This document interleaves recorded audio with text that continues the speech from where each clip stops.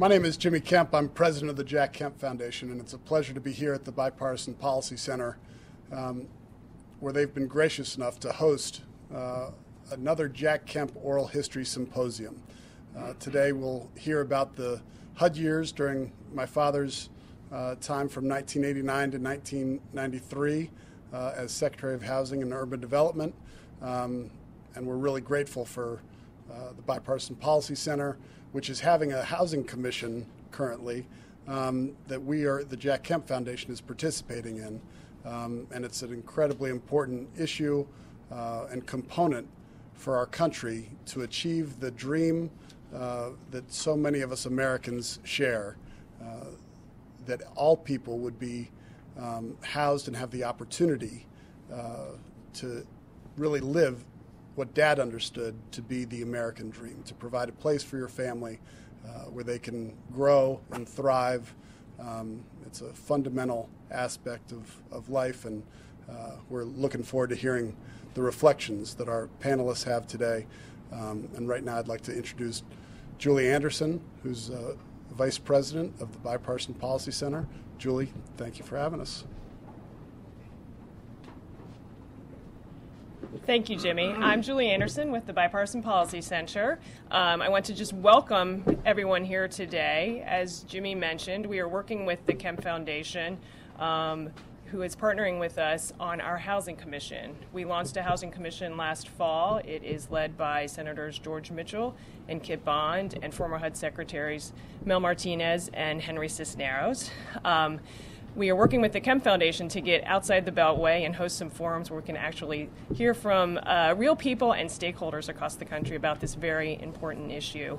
We're thrilled to be helping to host the oral history next installment today, and are particularly happy that it's on Jack Kemp's HUD years. And I'm sure there's a lot of lessons we could learn from those years that are still applicable to the tough decisions and issues we're facing today. So welcome, everyone, and we look forward to hearing about the HUD years. Thank you. So should we move this podium out of the way? Are we rolling? Welcome to this Jack Kemp Oral History Symposium at the Bipartisan Policy Center. I'm Morton Kondracki, and I would like the participants who worked with Jack while he was at HUD to first identify yourselves, tell us what you did at HUD, or if you weren't at HUD, in Dr. Woodson's case, what your association with Jack was while he was at HUD, and what was your previous association? How did you get your job at HUD in the beginning? So starting with Scott Reed.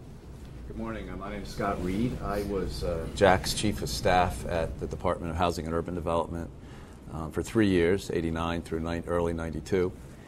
And prior to that, I'd worked with him when he ran for President of the United States. I drew the short straw and was in charge of Iowa and got to spend 75, 80 days with him campaigning in Iowa, and that's how I developed my working relationship. Good. My name is Bob Woodson. In fact, I was a competitor with Jack for the job of HUD Secretary.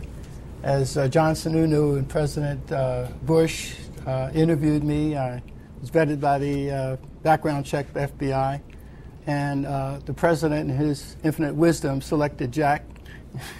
And from that day on, I became an unpaid advisor to Jack, helping him to continue to strengthen his relationships with the end users of HUD services, the public housing residents, and people living in those communities served by HUD. I'm Al Delabovi. I served as the Deputy Secretary of HUD under Jack Kemp. The job was basically the Chief Operating Officer of the department. Before that, in the Reagan administration, I served as Administrator of the Urban Mass Transit Administration. And in that role, Bob Woodson and I worked together to promote opportunity and entrepreneurship, jobs for low-income people in the transit business, and that made me somewhat attractive and known to the HUD constituency and certainly to Jack. I'm John Weicker.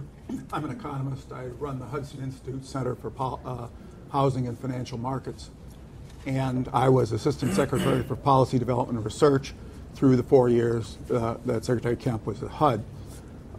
Before that, I was at HUD as Chief Economist when Carla Hills was the Secretary in the Ford administration, and after that, I was the Assistant Secretary for Housing and Federal Housing Commissioner in the when secretaries were Mel Martinez and Alfonso Jackson in the first term of President George W. Bush.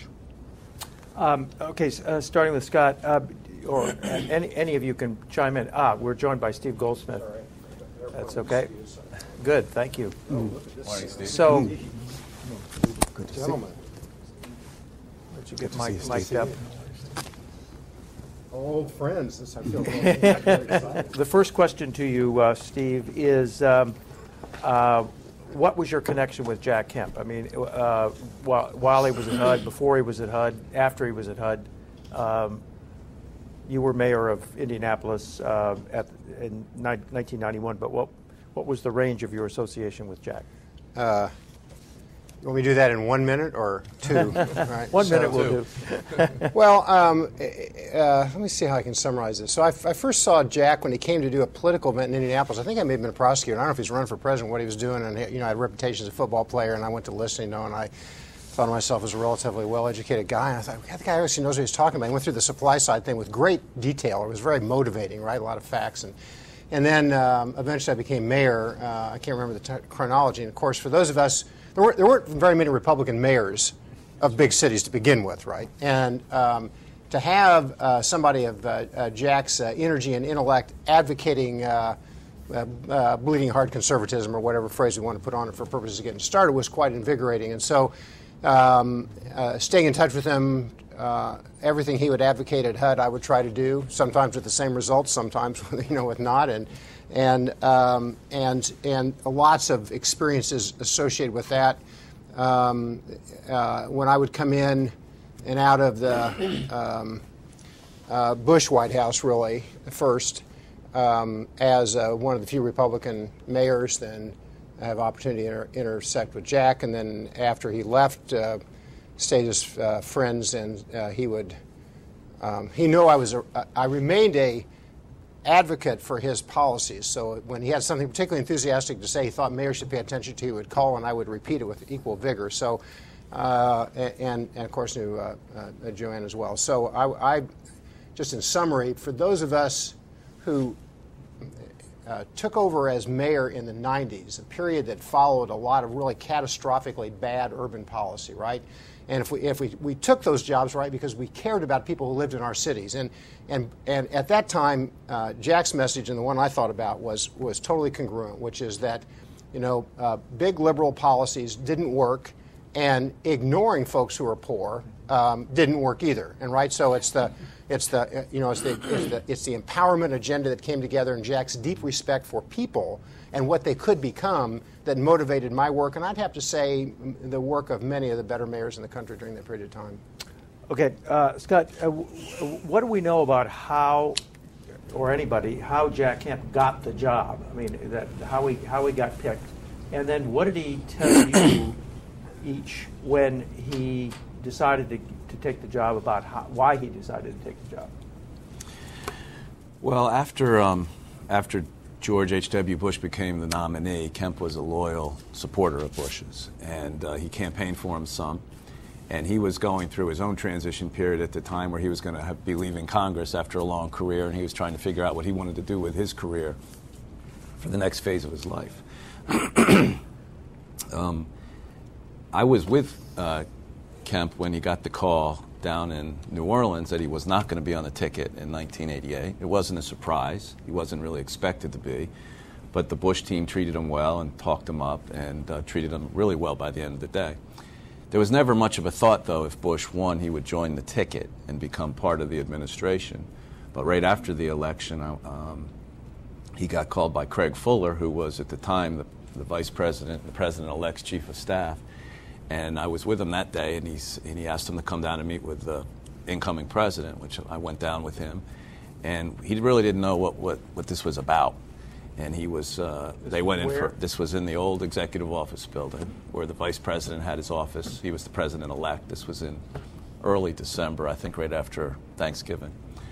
And I didn't go in the meeting. I sat out in the hallway, but he offered him the position, and Kemp came out very excited about having been offered this position and wanting to go home and talk to Joanne and the family about it. But he was really pumped up because I think the experience of having run for president, obviously been a member of Congress where he was a leading intellectual giant, but then running for president and seeing how public policy is made and how campaigns are run and how message works and motivates people, I think he saw this as a real opportunity to go in and do something non-traditional, something a Republican had never really done before, take kind of a backwater department that had been neglected for 8 years by the Reagan administration. President Reagan didn't even know his HUD secretary's name. He called him Mr. Mayor. And try to elevate these ideas that Steve was just talking about and take it to a new level. So he saw it as an opportunity. We'll get into more what we tried to do, but that was really how it was set up. And what did he say to you about coming on as chief of staff? I first came in as his executive assistant because we didn't really know what we were doing. And he asked me to come and join him. Again, I had just spent a lot of time. I had first met him back in the '84 campaign when I was a young field guy for the Reagan-Bush campaign, when he had come to New Hampshire and as Steve said, just kind of energized groups of people for the campaign, and we all saw something there. But he asked me to come over and help him set it up, and my early role was really recruiting men like Al Del Bove and John Weicker to join the team. We kind of tried to set up we all recognized if we get a good team over here, then we could go out and do something. And knowing we didn't have a lot of government experience, we turned to someone like Al, who had run a big department at DOT, that we thought he could help be our partner on running the place. Because that was our first challenge. How do you run an operation like this? I was frankly surprised that Jack did get the call. I was standing next to him at the convention when the call came selecting the VP, and I think at the convention Jack had thousands and thousands of people at the reception for him, all championing his selection as vice president. So it was somewhat of a surprise because there is some competition within the Bush administration. I think Jack was somewhat of a threat to that administration, so I was a little surprised that he was invited into the administration since he was so popular at the convention. And so how did you hear that he was going to be the nominee instead of you for HUD? It was announced. You know how they do it in Washington. They never call you and say no. You turn on the TV and they say Jack Kemp has been selected HUD secretary, and so that's how it went. Did Jack call you afterwards? This is interesting. Jack expected me to call him and congratulate him, and when I didn't, he said, "Bob, you didn't call me to congratulate me." I said, "Jack, did it ever occur to you that maybe I'm disappointed?" He said, "Oh, I'm sorry." and I said, "Yeah, that's fine." So he asked me would I come as his undersecretary, and I said, "Absolutely not." But I would be delighted to. Why did you do that? I wasn't looking for a job at the time. You're either a HUD secretary or you're not. And you were at that time. I was vetted and I was interviewed. What was your job? Oh, I was the founder and president of my current organization, Center for Neighborhood Enterprise. And as I said, I flew in and met with Sununu and President Bush, and we talked about the job. But I mean, Jack, of course, I think was the likely selection. So I supported it afterwards. But I told him I'd help him, but not working for him. Right. So how did the two of you come to work for HUD, and what did Jack say that he wanted to get done when you got hired? Jack called me on the morning of the president's inauguration and said he wanted to talk to me. Had to talk to me right away, and that we should meet after the inauguration. How had he known you? I had been at the Urban Mass Transit Administration. We had had some interaction over projects there, and I guess I was viewed as a pretty good manager in the Reagan administration, and that's what Jack said he was looking for. As it turned out, we didn't get together that day. We got together shortly thereafter, and Jack basically said that he needed somebody to operate the thing day to day to help keep the trains running on time, so to speak, and offered me the job. And I was frankly very excited. I was under consideration for a deputy secretary job at another department, and which was the reason for the call. He had gotten wind of that, and basically said that he didn't want me to go the other way. But I was excited. I mean, he was the exciting domestic policy person, probably the most exciting of the whole Bush cabinet, and to be there was going to be a lot more fun than to be in some backwater, with Bill Bennett or whoever else there might have been around. I mean, it's just. What was the other department? The other department was not Bill Bennett's department. It was the Department of Transportation, which I loved, and I was actually very torn. But I had been there for 8 years in the Reagan administration, and I figured, let me try something new for breakfast. Mm-hmm. John? I got to know Jack primarily during the period between the election and the inauguration. Stuart Butler at Heritage convened several times groups of housing experts and other people to talk to Jack about the various issues that he would be having to deal with, and to talk about what he might want to do at HUD. And I had the background, as I said, of having been chief economist at HUD, and I'd been on a couple of housing commissions, and I knew more about the subjects that we were talking about, I think it's fair to say, than anyone else in the room. And after the second or third of these meetings, he asked me if I'd come and talk to him, and I did. I talked to him and Mary, and he offered me the job.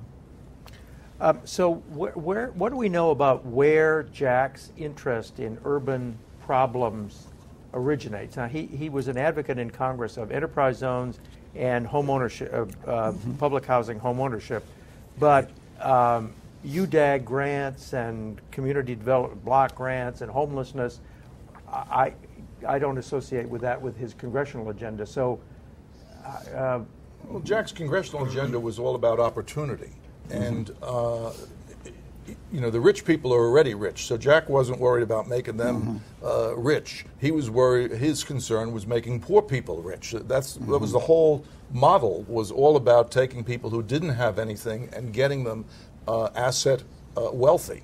And what he deplored was the past war on poverty, of which the old HUD was part of, and he used to like to say, Lyndon Johnson declared war on poverty, and poverty won.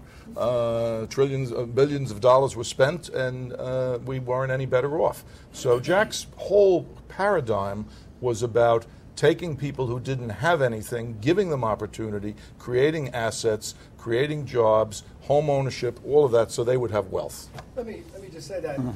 Early on, when Jack was in the Congress, he introduced me to Vin Weber, Steve Bartlett, Gingrich. They were all freshmen. And they organized the Opportunity Society. And that were a group of freshmen, Republican, conservative congressmen. And so Jack came to my office one day when I had about 10 resident leaders from around the country meeting. Jack called and said, could he come over? And he came in with a yellow legal pad. And he sat for 3 hours and listened to the residents talk about how they were empowering themselves, how they were operating laundry rooms, how they were driving the drug dealers out. And Jack just made copious notes and then said to me, Bob, we've got to do something to help these people. And from that experience, Jack worked with David Caprera and myself. David was on the... And we began to... he said, well, Bob, what are the barriers that they face? And so we listed these barriers in several meetings with Jack, and that we came up with 7 amendments to the Housing Act that Jack said, well, Bob... and so what happened, the Opportunity Society did something. They had hearings in public housing here in Washington, D.C., where they were Republican, conservative members of Congress were asking low-income people in their community about their strengths, how do they drive the drug dealers out, how do they hold their own members to be accountable. and all of the Washington press corps had it in the front page of the papers. And then the liberal Gonzalez Banking Committee felt they had to hold forth, so they came 2 weeks later asking me, could they have hearings? But Jack really pushed this agenda, and as a consequence, he says, Bob, Democrats control the House. If it's a Republican initiative, it's dead on arrival. You get me one Democrat, and I'll get you 100 Republicans. So I recruited Walter Fauntroy, who joined with Jack in supporting these 7 amendments. And in the Senate, Jack introduced me to Bill Armstrong, conservative senator from Colorado. And then we got Alan Dixon from Illinois to co-sponsor in the Senate. And as a result, we had hearings, and as a result, people were saying, these low-income people are championing a conservative bill, but these are our people. And so what's significant is that everyone said to Jack, why are you worrying about public housing residents? They are of no political value to us. Mm-hmm. But Jack believed that good policies make good politics. And Jack was a man of integrity, and he also, as Al said, believed strongly in the empowerment of people. And as a result, we had these 7 amendments to the Housing Act passed through Jack Kemp's leadership. And President Reagan signed them into law, flanked by myself and 7 resident leaders. But Jack Kemp single-handedly made that happen at a time when it was not politically popular, even among his own colleagues. Scott, what's your impression of where his interest in all this came from? Well, I think it came from his upbringing and playing pro football and being a member, all the things Bob just ticked through. But as I'm listening to this, I remember the biggest challenge, one of the biggest challenges we had was when we got to HUD, we kind of inherited this mess. And it would have been very easy, which most people in this town would have just done, to just focus on reform, and you would have done well, and you would have gotten all your clapping and everything, and everybody would have moved on. And our challenge as a team was constantly to deal with the mess, the reform, but at the same time try to push forward with some type of an offensive agenda, which was what Kemp really wanted to do anyway.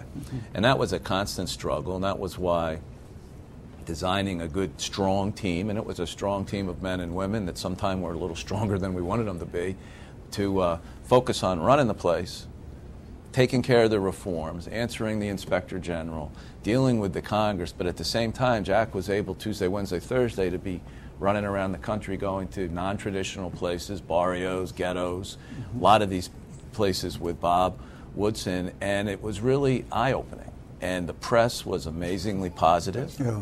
It caught the political intelligentsia. It caught reporters that, would never. Everybody thought Kemp was kind of done. They were sending him over to HUD, and he was dealing with all those. I remember our first day, literally the first day I was there, we had Robin HUD. Remember Robin HUD, yes. The woman that ran the D.C. office that for years was stealing all the money. And she was living in a house out in Prince George's County with one of those big dishes on her roof, and she had a big RV in her front yard, and they came in and they said she had been stealing all the money for 2 years. I mean, those are the kind of things we had to deal with, literally on a day-in, day-out basis. At the same time, push forward with an agenda. And when I was talking to Al before we started here, he had his little card. We learned a few things from politics, but if you don't have 5 or 6 simple messages, you're not going to get through. And we printed up these little cards and gave them to everybody in the department. Basically said, if what you're talking to us about is not one of these 5 or 6 major initiatives, don't talk to us. Go back and do something else. And it was really a motivating deal to get all these. I don't remember how many employees there were, but it was a huge number. There were 80 offices. It was a motivating factor to kind of push forward an agenda, and it really worked. What was on the card? Well, here's the card. It's kind of interesting. I lost my card. Here's a reproduction of it, but we called it Recapturing the American Dream. And actually, when I first after I agreed to, and the White House agreed that I could go to HUD and not somewhere else, I sat down with Jack, and let's face it, Jack had a multitude of agendas and ideas, and part of our task was keeping Jack on focus and on message, which was not exactly the always the easiest thing to do, because at HUD we really had 5 business lines. We had HUD. We had the NFL, whatever was going on in the NFL with his buddies there, they were there. There was the Jack Kemp family, and they were first in his heart. So, whatever was going on, if I remember correctly, Jimmy was just in his senior year in high school that year, and had just, right about the time that Jack was sworn in, I think, is when he signed to go to Wake Forest. So we had the Jack Kemp family business.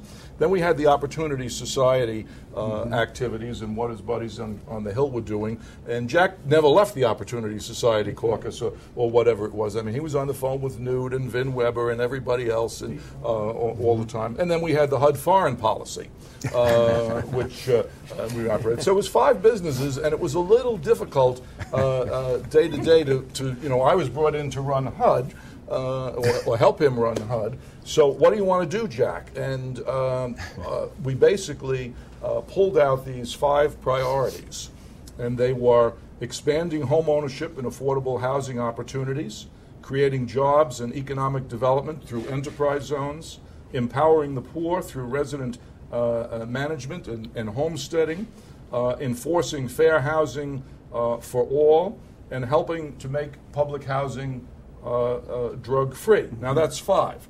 The actual 5th one was helping to end the tragedy of homelessness. So the original were 5, but it didn't have the drug-free. Then Jack went on a trip with, I think Bob was with him, and saw the tragedy of drug addiction going on in public housing. So he came back, he said, it's no more 5, now it's 6.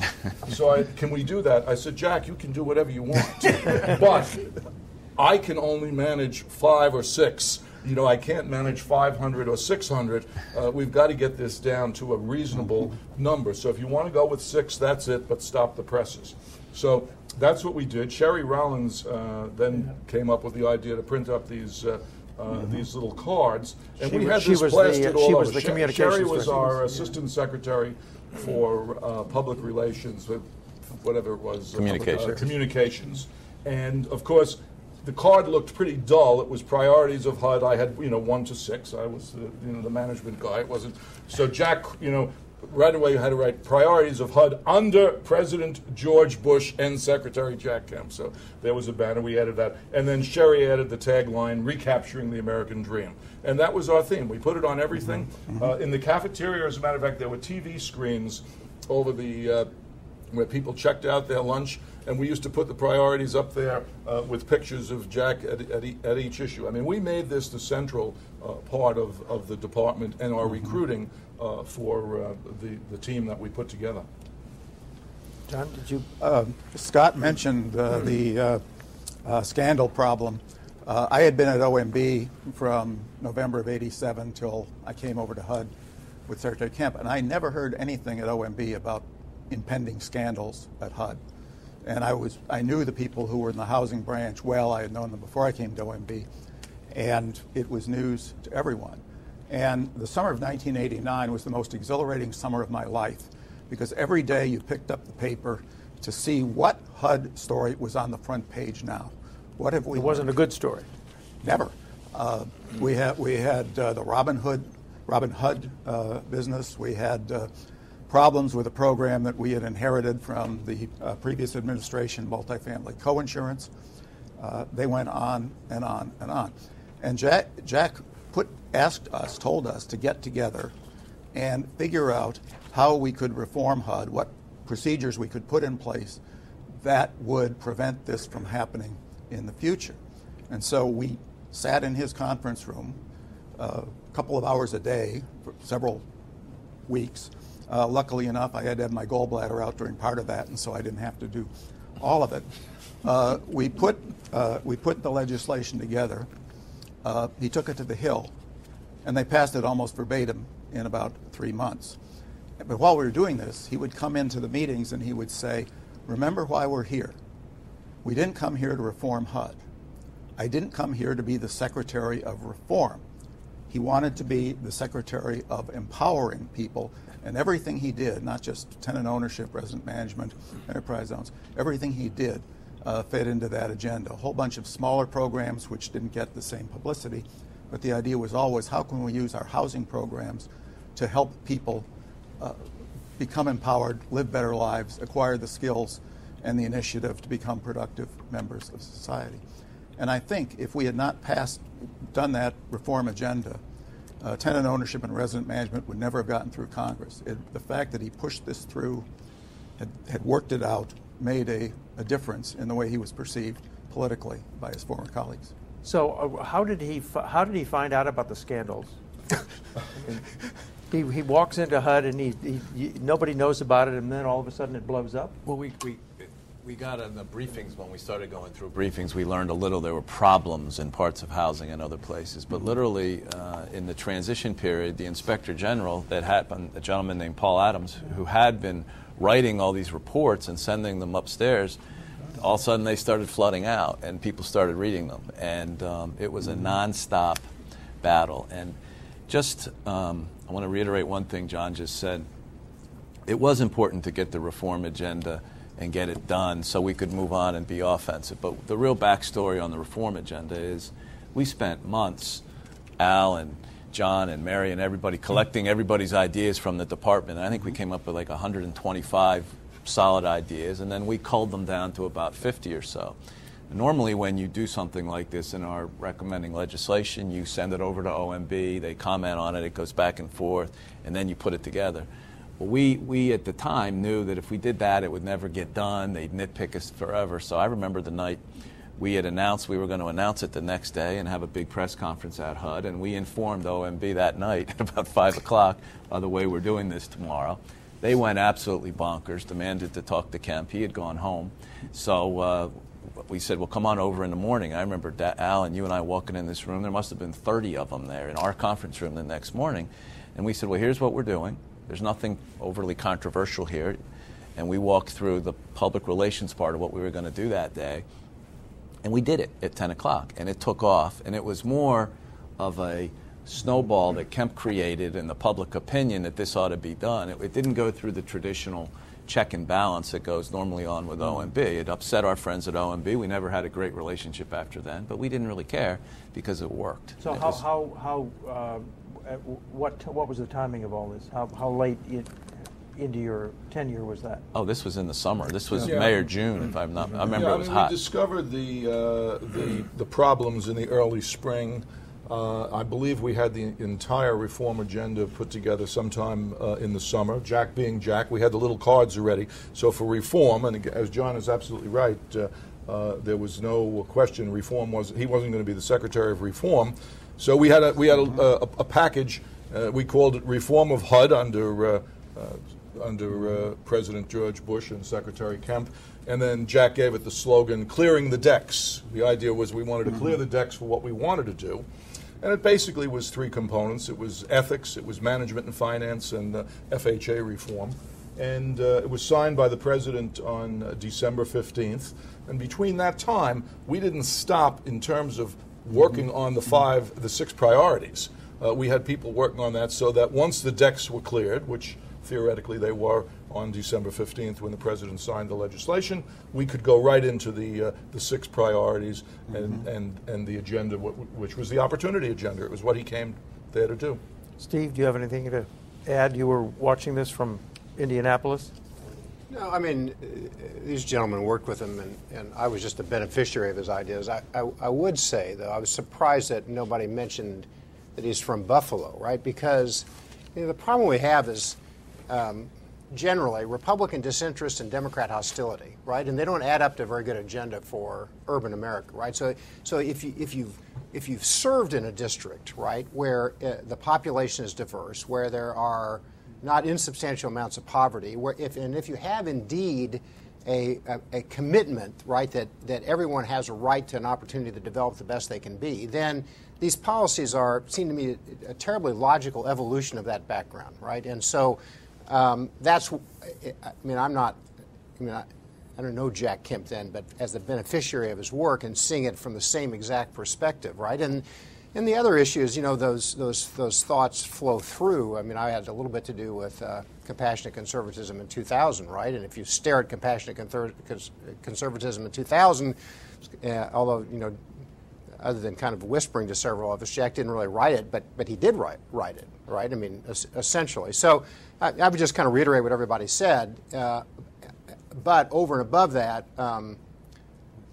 if you're not in Washington and you're in Indianapolis or LA or whatever, the rhetoric of empowerment is a lot more important than the reform of HUD. I mean, it really is. It's a language. It's invigorating. It sets a tone.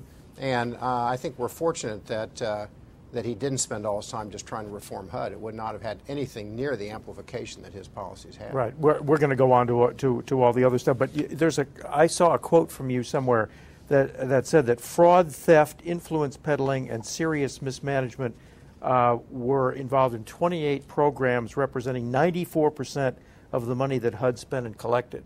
So it sounds like the place was a total mess. The place was dysfunctional. It had audit findings in the thousands that hadn't been dealt with, and it certainly was a major distraction.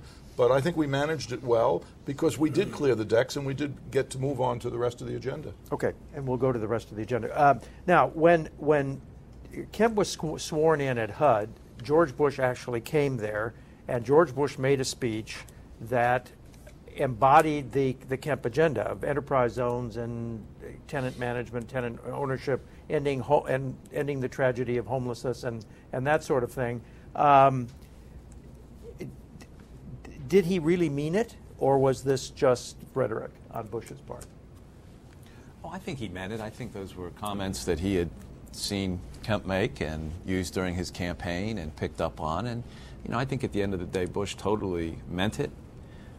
Liked the idea of picking Kemp, which was a little outside of the box, which would kind of keep his team off balance a little, which is kind of his management style in a good way.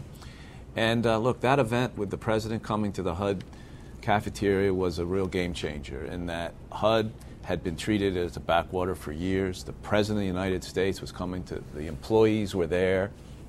It was a special event. It sent a signal that there's a new day, there's a new level of seriousness. And again, we hadn't found out about all these scandals by the time that happened. But it was a good way to start the relationship because one of the things Jack did, Al's pointed it out twice today, he'd always go back and it was President Bush's department and Jack Kemp's department. And he was always good at bringing the Bush White House in when we needed to show there was a higher level of what we were doing. It was smart politics and it worked well.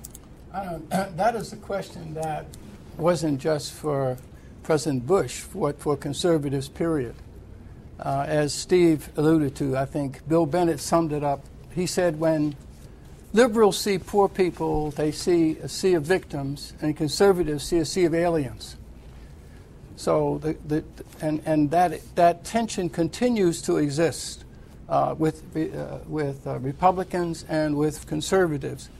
The very fact that Steve Goldsmith, who I've worked with for 6 years, was a popular urban mayor in a city where there was a large black Democratic population, and yet he received a lot of support for re-election, which was an anomaly at the time. And Jack Kemp, who, because of his experiences in the NFL with racial discrimination and having to take a position, was sensitive to urban. They represent the exceptions, and so I think that question continues to exist today. With that is a subject of should be a subject of more discussion within the conservative movement. To what extent are they committed to empowering people? Or are they committed to winning the argument? So when the 1992 riots, and we'll get to all this chronologically, but when the 1992 riots broke out, there was an unending stream of stories that said that there was no Bush administration urban agenda. The Jack Kemp was it, and that the White House really didn't care about it, and Bush finally woke up to it, when the streets of Los Angeles were burning. Now, to what extent did Bush, beyond, coming to the HUD swearing in, inspire the rest of his administration to support the Jack Kemp agenda? Well, I have one outlier story. I mean, I have some reservations speaking in front of these 4 Jack Kemp insiders, but so after the riots, the president calls half a dozen mayors. And so I go back to the White House, and there's a group of folks. The president was in and out, so let's leave the president out of the story for a second. And the issue was, why doesn't America understand our urban agenda, right? And Jack was there, and a few of us. And those of us who were sympathetic to the president and in urban America were unsure what the administration's urban agenda was, other than Jack Kemp. That's right. And then when Jack would speak, it was nobody. He was the outlier. Nobody else really was invigorated. Nobody else would chime in. There was no. It was Jack saying what he was for, which was what we were for, but it wasn't clear that that was a pervasive agenda. I left that meeting as a Bush advocate, a Kemp advocate, a Republican mayor, and still disturbed. Who else was in the meeting? Chief of staff, the top folks in the White House at the time, and 4 mayors. I'm not trying to be sharply critical. I'm just trying to say I think there was an incongruence here, right, and some gap between Jack Kemp and what we saw as what we wanted the policy to be, and the fact that it was not deeply pervasive, and it was not clear in either its execution or its articulation. So I'm not trying to be so much critical as saying I left there, I'll be redundant just for a second. So when they said, I don't know which one of the mayors said in response to the chief of staff saying, we're disturbed that nobody knows what our urban policy is. The guy next to me said, what is it, right, other than Jack? And I left kind of concerned about that. Well, that was the climate that existed. Let's face it, Kemp was pretty much allowed to do over at HUD what he wanted to do. It wasn't a super top priority. I believe prior to that time, and I left the last year, we'd only had one presidential event with the Secretary of Housing and Urban Development. It was over in Alexandria. It took about 7 minutes to get there, do it, and back. And that was, and when you're watching people in Washington, one of the ways you're graded is how much time you spend with the president out on the road. Are you taken out on the road? And there was not a high level of commitment there. We didn't sit around and pout about it. We recognized, well, this is the way it's going to be. Let's take advantage of it. Let's go. And we moved. And we moved out and moved Kemp around the country in a manner that was one notch down from a presidential level in sense of the type of events he did, the crowds he did, the type of press coverage he got. By the way, the type of members of Congress that all of a sudden all wanted to be there was overwhelming. We had our congressional relations operation was second to none because now all of a sudden everybody wanted to get on the bandwagon.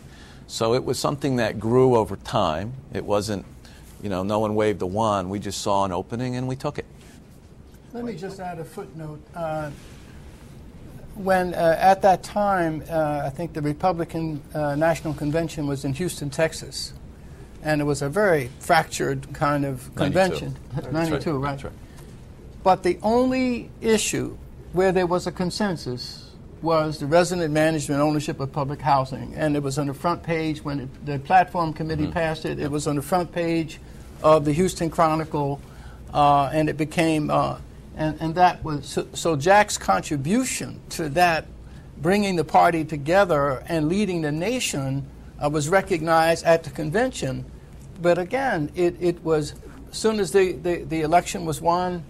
Yeah, but think of what the other side of his tone was in Houston that was both important and not so widely accepted, which is this advocacy for diversity and folks left behind. Right? That was a convention where there were some tough messages there, and Jack was the voice of discontent against those messages. Right? So right.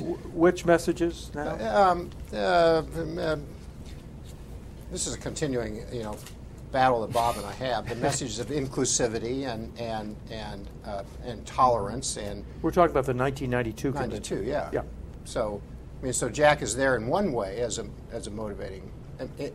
Both of his messages were good. I'm just saying that one that was widely celebrated, and the other it continues to today, which is how much do you pay attention to minorities and diversity and those issues. And for those of us who follow and admire Jack, they're inherent in a Republican philosophy. But for many Republicans, they're not. They're aberrant in a Republican philosophy. And I think those two messages are a little bit off. One thing to keep in mind here, this is also the 4 years when the Soviet Union came apart and the Warsaw Pact disintegrated, and that was the big issue of our time. It really was. You mentioned the Gulf War. Yeah. And the Gulf War was in there too. And it's not unreasonable for the president, whoever the president is, to be devoting a good deal of his time to foreign policy issues. This was a period that we had never seen this. I didn't expect to see the Soviet Union collapse in my lifetime. And when it happened, I got my small children up there on the TV and said, look at this. And they said, what's this? I said, remember this. And there must have been millions of us around the country doing that. And that developed after the administration started, after President Bush came to HUD, and there were new things on his agenda which nobody had expected to be there. Right. Okay. One of the other, as I'm told, one of the other first priorities of Kemp at HUD was improving the morale of the bureaucracy, which I gather was very low, not even before the scandals. So tell me about that. Well, it started with him having really an open door policy, which for some of us on the staff was kind of frustrating. We'd come back from lunch and there'd be 10 or 12 people in his office with him, talking that he would have gone down to the cafeteria that day and talked with and brought back up to his office. So it was kind of humorous some days. The first thing he did was he ripped out the whole cafeteria. He said, this place is a dump. No one can eat down here. He brought in a privatized group to fix it. And that was, as I remember, Sharon, one of the first things that he did that really kind of changed the morale. Yep. But it was just the whole way, and there were all these really depressing pictures all over the building that we tore down of just awful, depressing projects, and we put up more patriotic, upbeat pictures and tried to just change the tone. I mean, we used to call it 10 floors a basement. I mean, it was a very depressing building. And until we put up lights and changed the atmospherics and made the cafeteria nicer, coupled with Kemp bouncing around the building. I mean, he didn't just sit up on his 10th floor office behind the glass and tell everybody what to do. He was all over that building. He wanted to talk to Weicker. He'd just go down to 6 or 9 or wherever he was and do it. And that whole mentality, I mean, I'm still in HUD a little these days for some clients, and people still remember me, and they remember Kemp, and they remember the attitude that he brought into the building, the upbeat attitude, and people respected him. And it still carries on today, 20 years later. That's true. I was there. I've been there in and out on various policy issues the last few years, to say nothing of the 4 years I was there as FHA commissioner. And Jack came in after 8 years when, Secretary Pierce was not a hands-on manager, and you couldn't run that place without being a hands-on manager. And Jack provided a good deal of enthusiasm and energy, and Al and Scott and some others kept the place working honestly and honorably. I brought in my field economists for a meeting, and one of them took me apart, an economist in Mississippi, and said, you really have to fix this place. Our neighbors think we're a joke. He meant his personal neighbors, and there was no morale worth thinking of. I think a couple of days a week when Jack would come to work, he would get off the elevator at some other floor and walk around. He was always in the cafeteria passing, and he was, I actually never knew, because he'd show up in my office and say, the tacos are no good in the cafeteria today. I didn't know that I was the taco manager, but I'd have to find out whatever was the matter with that. I mean, but it could be something in public housing that he'd get off the elevator and he'd be talking to somebody and find out that the filing cabinets didn't work or whatever it was. He'd listen, and we'd deal with it.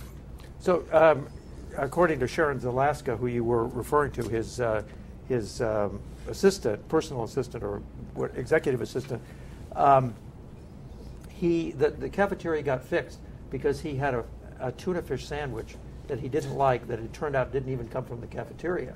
But nonetheless, the employees were all the beneficiary of that error. So did he actually have lunch in the cafeteria, or did he? Occasionally. He would certainly go down there all the time when he was passing by and talk to people.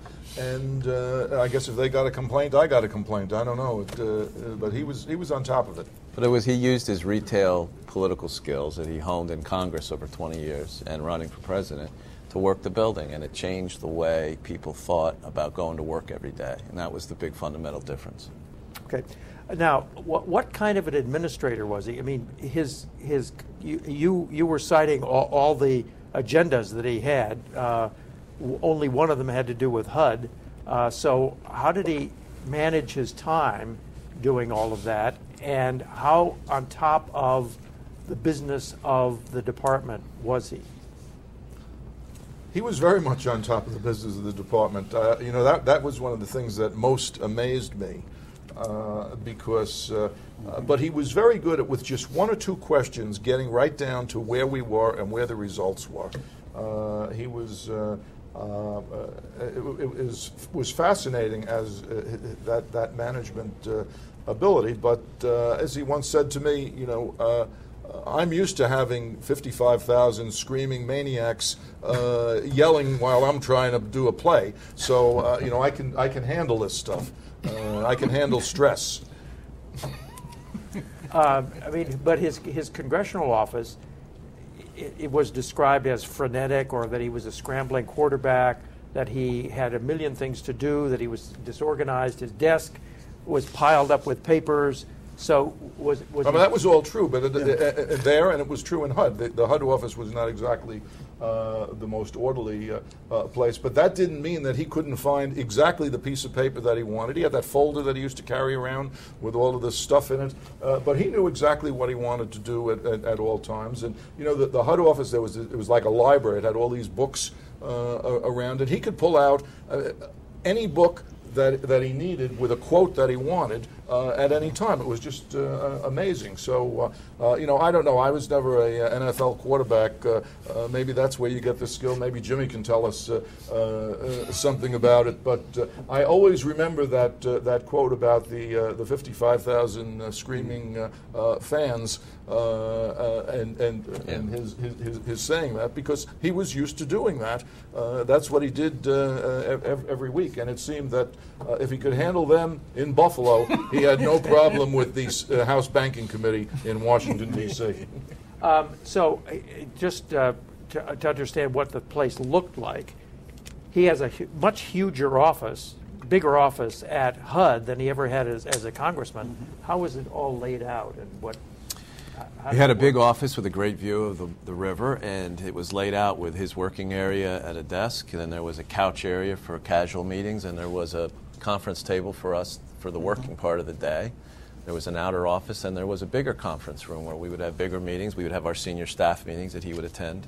And but it was very much a working office. I mean, Al's being nice here. I mean, look, we designed an operation to work with Kemp. I mean, he was used to being a congressman that told everybody to do the same thing. They'd all run around, and then he'd go vote. I mean, this was a little different.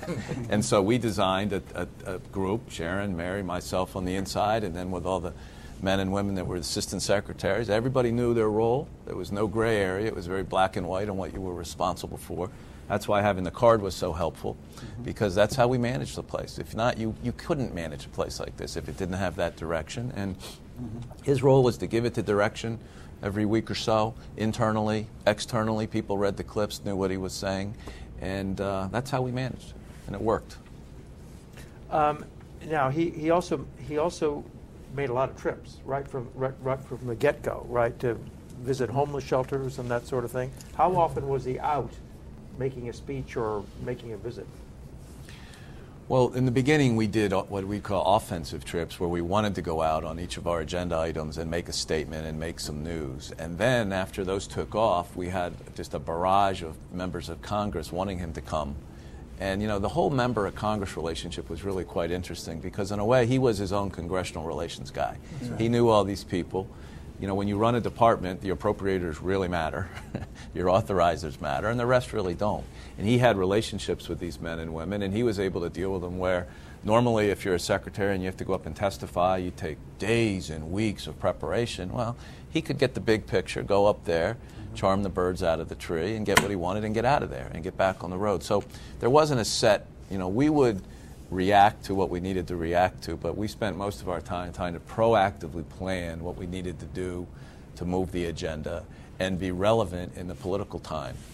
Because there was a huge void, and we tried to fill it. What we did when Jack would call me and he was getting ready to go on the road, I said to Jack, Jack, do me a favor. When you're ready to go to these cities, do not get off the plane and go downtown and speak to Rotary. You get off the plane and you go to public housing first.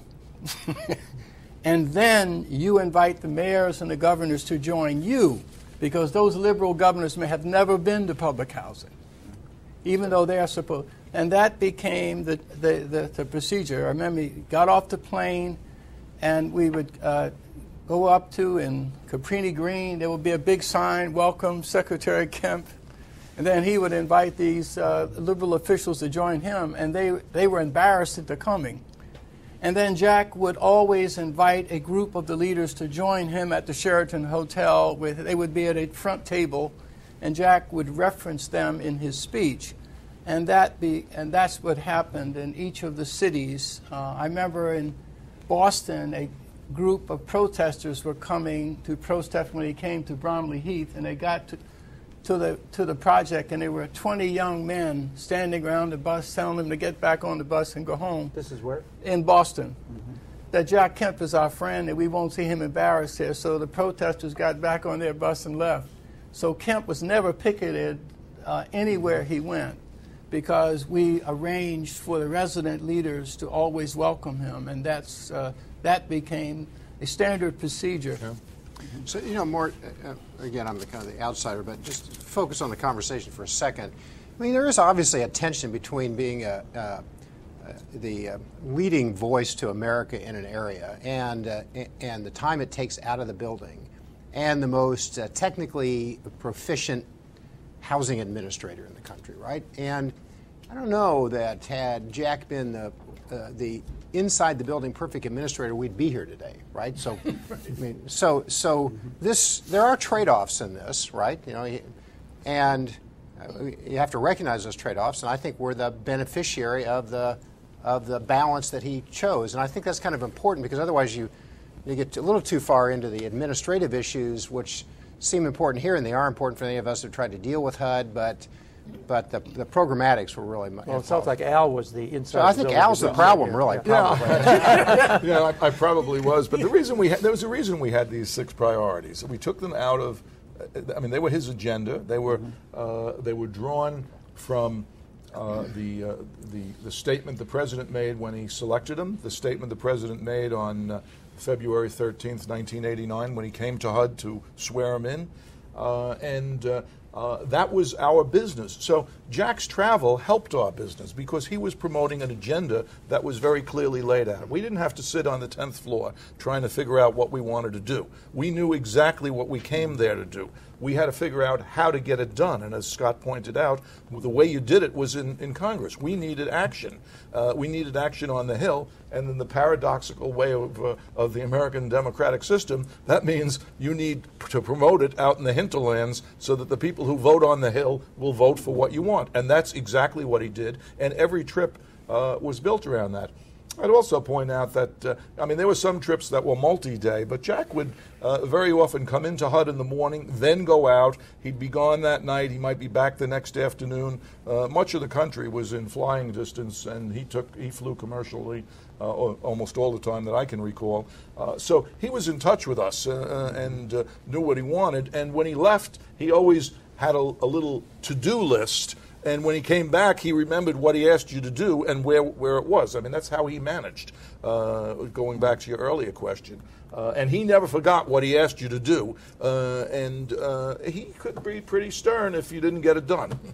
In the 1990 election, he was in tremendous demand by Republican candidates because he was the one Republican of stature who could go into minority areas and talk with credibility. People used to say to me, what's he running for? Is he running for president? And I kind of thought he was running for governor of Indiana because he was there over and over again on behalf of Senator Dan Coates, who had replaced Senator Quayle and who was making his first race for that seat. And he was going to such uninspiring places as Gary and Hammond and East Chicago, and he was there again and again and again. But grassroots people always repaid that loyalty. If you look at any file footage of Jack Kemp testifying on Capitol Hill, you will see the first 3 rows behind him, black and brown faces, because we bussed people in 3 hours before every hearing and filled up all the seats with Kemp advocates, and every time. And then we would bust them in, and of course it used to drive the staff mad because Jack would get on the bus and bring 42 people back for lunch. While he had his people out there waiting to see him. Right. Jack was in there with his coat off, having lunch with the resident leaders while you all were looking in. We'd call that another Woodson special, is what I used to call it. So, what's your most what are the standout trips that you remember Jack taking? I mean, are there certain classic visits?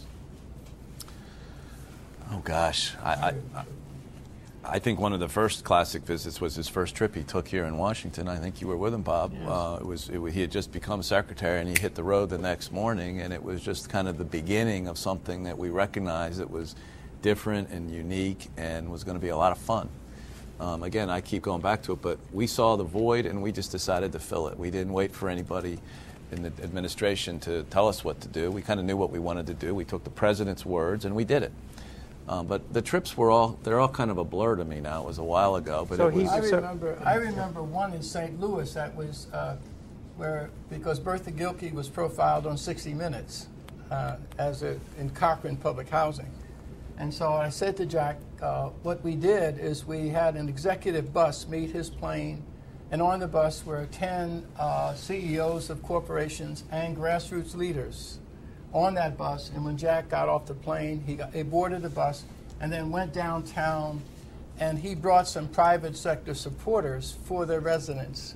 So when he left, some of them funded the program. We wanted that to be the template for Jack, not just to talk about government support, but to use his reputation to bring potential private sector supporters for these grassroots leaders. And Jack, that was a very successful visit again. Did he actually spend overnights in homeless shelters? I mean, I read somewhere that he went to Philadelphia. Early on, I think it was Philadelphia. There were 1 or 2 that he did that in the early stages, if I remember correctly. Okay. What do you think his greatest accomplishments were, and then his greatest disappointments? We'll get into the details of it, but are there things that really stand out as major accomplishments that you could say the world wouldn't have happened if Jack hadn't been secretary? Well, you have to start with the influence he had on President Reagan's campaign to run on a supply side model. I mean, I'm talking about HUD now. No, I know, but that transferred to everything he kind of did at HUD. I mean, I think for someone that was never elected president, I think Kemp probably had more impact on public policy than anybody else. These policy initiatives we talked about back in the late 80s, early 90s that are now mainstream, growth. Everybody would talk about growth, and everybody look at Kemp like he was crazy. Well, now growth is the mainstream discussion. Everybody knows we'll never get out of these problems without growth.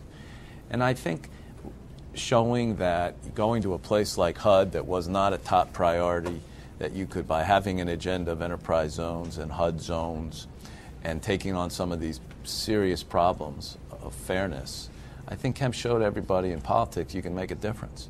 And I can't get over the number of men and women I run into now that have met Kemp on one of these trips, on one of these Woodson trips around the country, that have been spurred on to go on and become entrepreneurs, that are now wildly successful businessmen and women. And a lot of them all go back to Kemp giving them the optimism to go out and give it a try. I think the main accomplishments were things he did because he had to do them. he came to HUD, what he wanted to do was tenant ownership, resident management, enterprise zone. What he had to do was HUD reform and FHA reform, which I think Scott alluded to a few minutes ago. The FHA single-family home mortgage program, the biggest thing within HUD, was supposed to be self-supporting. The premium income collected from mortgagors was supposed to offset the cost of defaults and foreclosures, and it always had. But by the summer of 1989, and at the same time we're going through the S&L bailout legislation, by the summer of '89, the financial situation was very rocky. And so we also put together a program to reform the FHA program, raising down payment requirements, raising premiums, tightening underwriting standards, none of which Jack was happy about because this was making homeownership a little less available for people. But he saw we had to do it, and we did it. And tenant ownership and resident management is no longer part of the HUD agenda. It was not only a Republican campaign in 1992, Governor Clinton then campaigned on it as well, but in 1994 they took it out of the budget and repealed it. But the HUD Reform Act is still there. When I was FHA commissioner, we were operating within the context of the HUD Reform Act 12 to 15 years after it was passed. And FHA reform was still there. We had established enough of a reserve that we could meet the goals of the 1990 legislation. We could survive a normal post-war recession or a major regional problem. And we survived the recession of 2000-2001, and we survived Hurricane Katrina, which involved a lot of defaults on mortgages in the Gulf area. In fact, now the FHA Mutual Mortgage Market Insurance Fund is still barely solvent, which is more than you can say for Fannie Mae or Freddie Mac or any subprime lender that I know of, and more than a few prime lenders as well. There isn't much margin, but it's still positive. So, just speaking on that front, did he was an advocate of home ownership and expanding home ownership, but did he have any inkling that the expansion would lead to the collapse of Freddie and Fannie and the collapse of the housing bubble and the collapse of the whole economy, much of which is blamed on this effort to make everybody in America a homeowner? Well, it wasn't. I think that the problems in housing were not caused by people having home ownership. They were caused by greed and the fact that that Fannie Mae and Freddie Mac got off track. And Jack was very concerned about that. As a matter of fact, he wrote to Secretary Brady on August 16th of 1991, our first year, and warned that exactly what happened would happen if the administration allowed this legislation to be watered down, the legislation they had proposed. And he warned that there was inadequate capital at Fannie Mae and Freddie Mac, that it was going to lead to abuses and ultimately cost the taxpayer money. So Jack understood the difference between assets and home ownership and government mismanagement and what was going on and could go on at Fannie Mae and Freddie Mac if they weren't properly regulated. I want to get a copy of that. Let me just add that the lessons of Kemp, I think that Steve Goldsmith and Jack Kemp are two of the few conservative leaders that have demonstrated that conservatism has an answer for poverty, and that it's embodied in their work. And unfortunately, that lesson has been lost in contemporary time. So what would you say are his greatest disappointments, Scott? I think at HUD, he would always look back and think we wish we had been able to do more in the sense of expand home ownership, do a better job getting the Congress to understand the seriousness, do a better job getting the administration. I think probably his biggest disappointment was not getting the administration at the time to really come along. And because, the president didn't get reelected that cycle, and there's a reason. And this was probably part of the symptoms of the problem. I'd put in enterprise zones. He couldn't get enterprise zones through Congress, even after the Los Angeles riots, even after Mayor Bradley said to a Senate committee that asked what should the Senate do. He said, you must pass enterprise zones. But you won that battle 15 years later. Not exactly. Well, the idea it morphed in a slightly different way, but it was planted out there. Yes, but what finally was enacted in the Clinton administration was in many ways opposite to what Jack was proposing. Jack was proposing tax incentives for people to start businesses in low-income areas and to invest in businesses in low-income areas and to work there. Incentives for capital and incentives for labor. And not picking winners. I can't count the number of times he would say, we don't pick winners here. The legislation that was passed in 1993 was very much the opposite. It was a set of grants to a handful of areas. Jack wanted the enterprise zone to be an entitlement for any poor community in the country. Half a dozen cities got money, and it didn't seem to make much of a difference. It was empowerment zones, which I think it was Clinton's idea, were kind of old-fashioned anti-poverty programs. I mean, very much so. Yeah, and that was a disappointment because Jack wanted to give people a hand up. And the mayors, unfortunately, Steve, all they wanted was a handout. They wanted money, money, money. They wanted to use the money for stimulus type activities. That's the way we call them today. In those days, it was just a bunch of people standing on their shovels outside some work project. And nothing ever happened. And I think that was the disappointment because Jack wanted to empower people to build businesses, to build assets, to build success. That's what our enterprise zones were all about. Right. So I think your pairing of these questions is a little complicated in the following way, right? So, I mean, obviously, a number of these initiatives that were really important as symbols of the opportunity empowerment agenda had mixed results, right? They had mixed results because they were terminated too early. They had mixed results because Congress didn't pass them in the right function. They had mixed results because mayors didn't administer them right. I mean, there were only so many housing units converted to home ownership, not very many.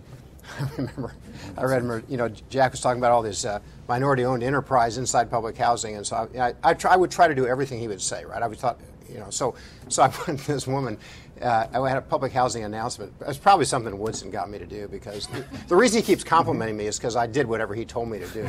So this lady comes out and I was talking to her at this public housing. I was just kind of my Jack Kemp moment, and she says, I run a cleaning service. She lives in public housing. She runs a cleaning service. So I'd read you guys are trying to do variety stores in public housing owned by public housing residents. So I said, great.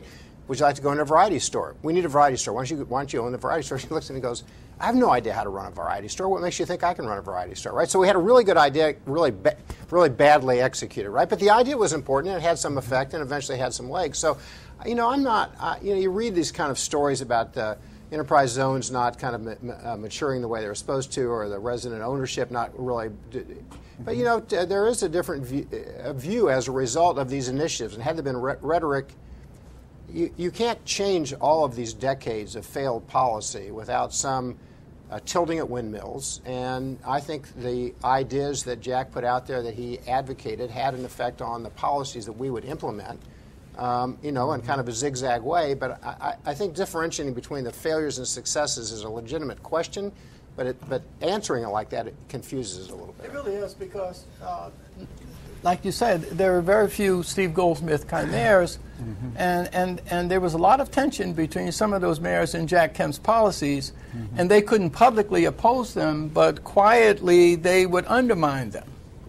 And that's the kind of tension. They would undermine it. For instance, when I would take Kemp or Bill Bennett on a site visit sometimes, within 3 months, a grant was cut, was taken from a group. And people don't realize that there was a penalty to be paid sometimes for embracing Kemp and others. And that's why what I tried to do with Jack is to try to raise some private dollars so we can indemnify these groups.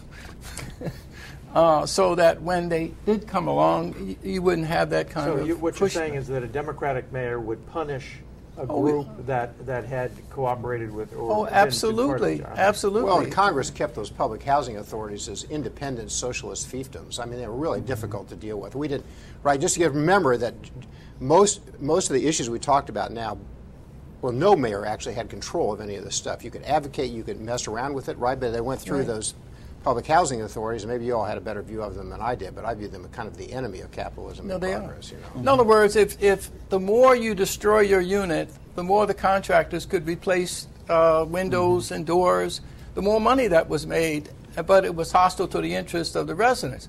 When Jack came along, when residents took control, then there was a cost savings. We did a cost-benefit analysis of resident management, so not only did it improve the quality of life, but it did so at lower cost to the government. So we were actually driving down the cost. Because under the old laws, if you increase your income and reduce your costs by preventing people from coming on the weekends and washing their cars and all of this, that money was recaptured by the federal government. But under the change of law, the residents could keep that. And so those are examples of the tension that exists with local officials. Okay, in your in this book that got published at the end of 92, going into the transition document, HUD's accomplishments and challenges, one of the things that's listed is that you did pass the National Affordable Housing Act of 1990, which I gather involved the HOPE program for home ownership and some tenant management. So, one, how difficult was it to get passed? And two, how difficult was it to get funded? Well, we got it passed with relative ease. I mean, it was a battle, but we got it. Getting it funded was the real problem, and that never happened. And in the funding process, some of the major initiatives were actually undermined and converted from an opportunity agenda to more public housing welfare and more income transfers. When we talked about public housing, I think it's important to remember that among the public housing authorities that we dealt with, the most popular program at HUD was the demolition program. That's right. That's the one they wanted the most money for. That was where you did more Pruitt-Igos, blow them up, knock them down. And that was the one that the public housing authorities wanted more. They wanted to demolish what they had. That says it all to me. Well, they didn't want to rebuild them? No. They would rebuild them with something else, something different, and very often what they would do is rebuild them in a way that promoted the interests of their private developer friends and created it. But frankly, they never got enough money to demolish enough because they had so many units they wanted demolished. It was amazing to me because what they wanted to do was tear down. What we wanted to do was build up. They being public housing authorities. Public housing, the intelligentsia, the bourgeoisie of the public housing establishment.